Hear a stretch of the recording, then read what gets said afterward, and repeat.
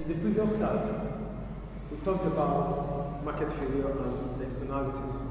There's externality because we have a spillover effect on third parties who are not part of decision making. That is what externality is about.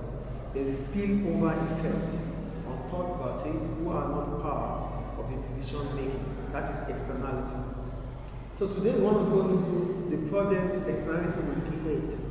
So externality is a situation. So what are the problems externalities will bring about? With externalities, we're going to have overproduction and underproduction.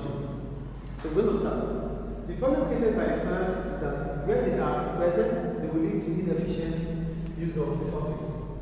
Inefficient use of resources. That is misallocation of resources. Hello, please be here. There's externalities because there's misallocation of resources. And that is what we call inefficient use of resources. We use too much or we use too little. Either too much being produced or too little being produced. That is inefficiency of misallocation. Either too much being produced or too little being produced. Either ways, there's externality because we are using scarce resources. So when we produce too much, it becomes a waste. When we produce too little, it is not enough. So there's inefficiency in between. So when we think about producing too much or too little, we're going to start with the overproduction caused by negative externalities. Stop right there, please.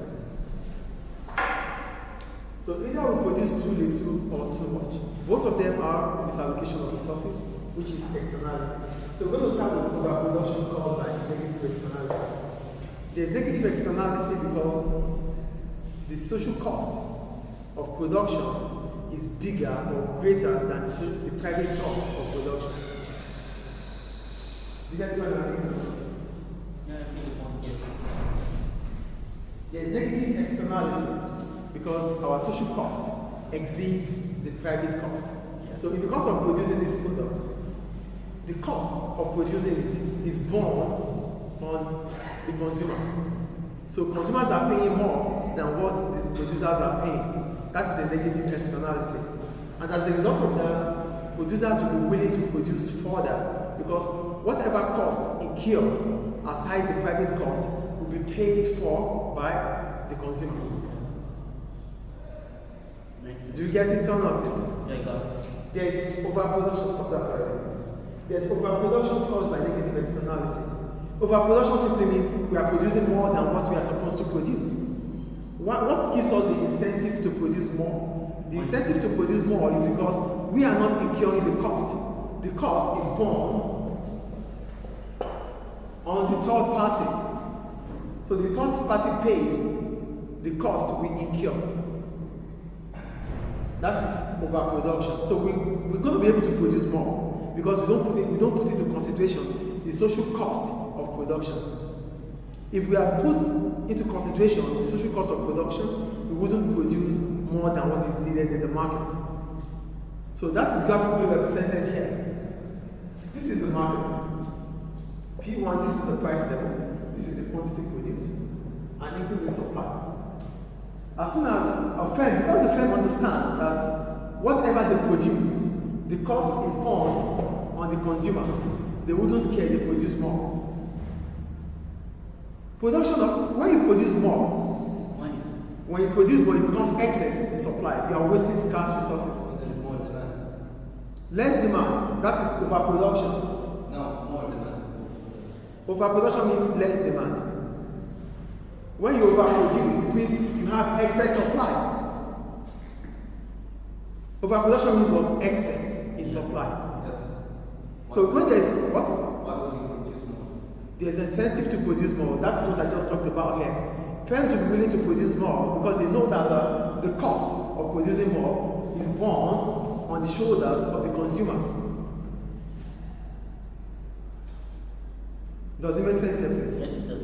So supply is increasing based on the fact that there's negative externalities. That is why supply is increasing.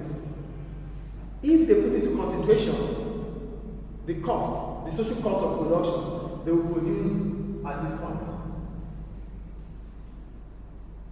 But for the fact that they don't put into consideration the cost of production, they produce further.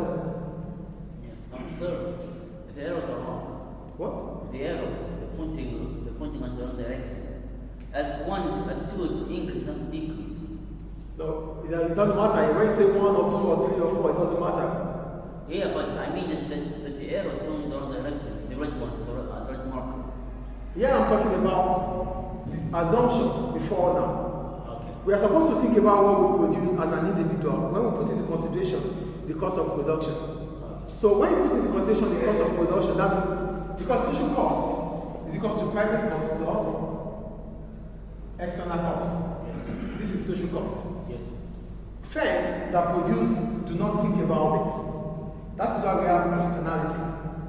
They only think about this on their own aspect. This is the cost of production, cost of equipment, cost of labor, and that's all. But pollution, whatever happens to third party, is not their business. Do you get the point I'm making here? So there's external cost of production based on the fact that firms do not think about us, that are not part of the decision they make. And that brings about overproduction. Any question about overproduction? No. Good. Then, the other one is what we call underproduction. There's underproduction because firms figure out that the private benefit of production is lesser than the social benefit of production. So there's no incentive for them to produce. Here, there's incentive to produce. Here, there's no incentive to produce. Because the social benefit of producing here is greater than the private benefit of production. You know, we have the private benefit of production and we have the social benefit of production. We have the private cost of production and the social cost of production. Firms produce more because the cost of production is borne on the shoulders of consumers. Overproduction. We produce more. Irrespective of whatever our costs are, the consumers will pay for them. Overproduction. Underproduction. Firms will produce less because the private benefit is less than the social benefit. Does it make sense here? Yes. No. Those are better. What I'm saying is this. Here is supply. Too much is being produced. Too much is being produced. This is inefficiency. Here, it's about demand. Too little is being produced. Why are firms producing less? Firms are producing less here because the private benefit of production is lesser than the social benefit of production. Consumers will benefit more than producers. How? It's just about the product, like maybe the vaccine. The benefit of vaccine is not just for you alone, it's for the third party. Because the third party might have contracted the disease without you getting vaccinated. But how much more is being spent? Doctors, hospitals would have less because people now have immunity. People are well. People are okay now. So they would not want to provide vaccines so that people would come to the hospital. Is it making sense now? Please? So the point we're making is this. There's underproduction of goods because the private benefit of production is lesser than the social benefit of production. Can you explain private benefit? Private benefit is the benefit to the action, to the individual, to the firm, or to the government that took the decision. Can you re-explain? Example of private benefit is, I'm teaching you right now. My private benefit is the salary I get. It's a private benefit. You're teaching us as a private benefit. No. The pay I get, I'm going to get paid for that. That's a private benefit. You listening to me, getting information from me, you being able to use it for the rest of your life is an external benefit. External benefit. So if what you get is more than what I get, I might choose not to give you what I have. Makes sense. Do we get it now, please? Yeah. So here is about supply. What's the social benefit? Social benefit is private benefit plus external benefit. Your benefit as an individual or firm that makes the action or that makes the decision with the benefit of the society. The benefit of the society is social benefit, which includes the private benefits and the external benefits. Do we get it now, please? Here, too much is being produced because the cost of production is borne on consumers. Here, too little is being produced because the private benefit is lesser than the social benefit. So firms are disincentivized to produce more. They don't want to produce more. So that is why demand is increasing, supply is contracting. So we have to increase the private benefit. Do you understand? So both situations are market failure.